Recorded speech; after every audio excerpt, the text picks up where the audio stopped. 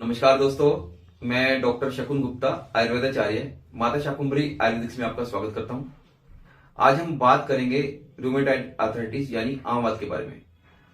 आम वात होता क्या है? आम वात में जो मेनली ये एक सिस्टमिक डिसऑर्डर है। सिस्टमिक मीन्स जो जॉइंट्स में तो होती है इसकी दिक्कत, परंतु जॉइंट्स के अलावा भी इसमें सिम्टम्स आते हैं। दूसरा, ये मोस्ट कॉमन इंफ्लेमेटरी आर्थराइटिस है। मतलब ये जो आर्थराइटिस में सबसे कॉमन आर्थराइटिस है जिसमें इन्फ्लेमेशन स्वेलिंग मिलती है। तो इसके लक्षणों के बारे में बात जानते हैं आज हम। इसके लक्षण क्या है? सबसे पहले इसमें लक्षण आएगा जब पेशेंट सुबह उठता है तो उसको मुट्ठी बंद करने में दिक्कत आएगी। मतलब जैसे जैसे पेशेंट में जो सुबह उठेगा तो उसको मुट्ठी बंद करने में दिक्कत आएगी। मॉर्निंग स्टिफनेस इसको बोलते हैं, मॉर्निंग स्टिफनेस स्टार्ट हो जाएगी। दूसरा, मोर देन 3 जॉइंट्स इन्वॉल्वमेंट मिलेगी, जो 3 जॉइंट से ज्यादा में इन्वॉल्वमेंट मिलेगी। और जनरली इसमें स्मॉल जॉइंट्स इन्वॉल्व होते हैं। ऐसा नहीं है कि बड़े जॉइंट इन्वॉल्व नहीं हो सकते, बट जनरली छोटे जॉइंट्स में दिक्कत ज्यादा मिलती है, जैसे मेटाकार्पोफेरेंजियल और इंटरफेरेंजियल जॉइंट्स। मतलब इन जॉइंट्स में दिक्कत ज्यादा मिलती है। और इसमें जनरली क्या है, सिमेट्रिकल स्वेलिंग मिलेगी। सिमेट्रिकल मतलब एक हाथ में मिलेगी तो दूसरे हाथ में भी दिक्कत रहेगी। तो ये इसमें मेनली सिम्टम्स आते हैं। दूसरा, इसमें कई बार जनरलाइज सिम्टम्स भी आते हैं। जैसे कई बार क्या होता है कि जो पेशेंट को फीवर रहेगा और शरीर गिरा गिरा महसूस देगा पेशेंट को। और इसमें जो पेशेंट को जो वेट लॉस मिलेगा और उसको भूख भी नहीं लगेगी। और कई बार डिफॉर्मिटीज मिलती है, जैसे स्वेल नेक डिफॉर्मिटी। इसमें जो हंस की जो गर्दन की तरफ उसके हाथों की उंगलियों की शेप हो जाएगी। तो ये सारे इसमें सिम्टम्स थे। तो इसमें जो डायग्नोज कैसे करेंगे, इसको डायग्नोज में क्या होगा कि इसमें जो मोर देन 3 जॉइंट्स में स्वेलिंग मिलेगी, मॉर्निंग स्टिफनेस मिलेगी, और जो जनरली जो है स्मॉल जॉइंट्स इन्वॉल्व होंगे, इंटरफेरेंजियल या मेटाकार्पोफेरेंजियल जॉइंट्स। तो यही इसमें क्राइटेरिया रहेगा। दूसरा, इसमें अगर ब्लड टेस्ट कराएंगे तो ब्लड टेस्ट में ईएसआर पेशेंट का रेज मिलेगा, ईएसआर बढ़ा हुआ मिलेगा। और दूसरा, उसका जो आर ए फैक्टर है, आर ए फैक्टर 60 से 70% लोगों में बढ़ा हुआ मिलेगा, और 30% लोगों में नेगेटिव भी मिल सकता है या कम भी मिल सकता है, नॉर्मल भी मिल सकता है। तो ये जरूरी नहीं है कि आर ए फैक्टर उसका हर बार बढ़ा हुआ ही मिले। तो इसमें जो हम क्या करना चाहिए और क्या नहीं करना चाहिए, इसको हम जो आयुर्वेद में आम वात से कंपेयर करते हैं कि आम वात, आम मीन्स जो अपक्व आहार रस है, और वात यानी वायु। जब हम खाना खाते हैं, खाने के पाचन के समय 2 प्रकार से आहार रस बनता है।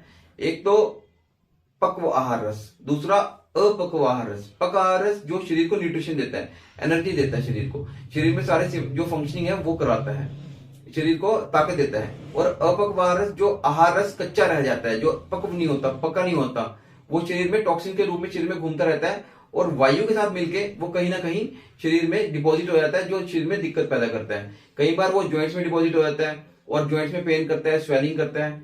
तो इसमें जो आम और वात, इनका जो जो तोड़ है वो करना चाहिए।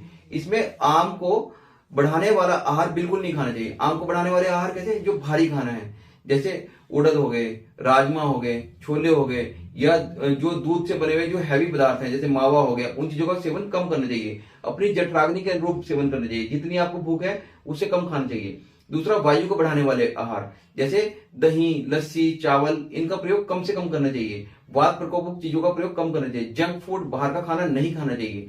ऐसा खाना खाना चाहिए जो सुपाच्य हो, इजिली डाइजेस्टेबल हो, पच जाए खाना, ऐसे खाने का प्रयोग करना चाहिए। दूसरा, इसमें प्राणायाम करना चाहिए, जो मेटाबॉलिज्म को इंक्रीज करे वो वाला प्राणायाम, जैसे अनुलोम विलोम प्राणायाम, कपाल भाती प्राणायाम, भस्त्रिका प्राणायाम। इसका इसमें बहुत अच्छा रोल है। अगर आप इसमें नॉर्मल रूटीन में प्राणायाम और एक्सरसाइज करेंगे तो आपको दवाइयों की आवश्यकता कम पड़ेगी, दवाइयों की जरूरत ही नहीं पड़ेगी। कई बार ऐसा होगा कि आपकी स्वेलिंग रिड्यूस होनी स्टार्ट हो जाएगी। तो इसमें एक्सरसाइज भी करनी है डेली, हाथों की मूवमेंट प्रॉपर करनी है डेली, हर जॉइंट्स को आपने मूव करना है 10-10 बार। तो उससे क्या होगा कि उससे जो मॉर्निंग स्टिफनेस होगी उसमें कमी मिलेगी आपको।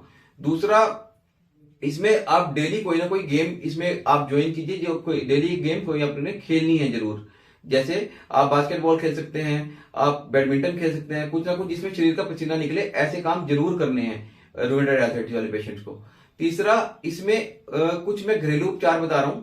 उसमें क्या है कि जो जैसे हार श्रृंगार के पत्ते ले लीजिए 10, और 10 ले लीजिए उसके फूल, और उनको 1 गिलास पानी में बॉईल करना है। उबलते उबलते जब 1 गिलास का आधा रह जाए तो उसको छान के गुनगुना गर्म पीना है।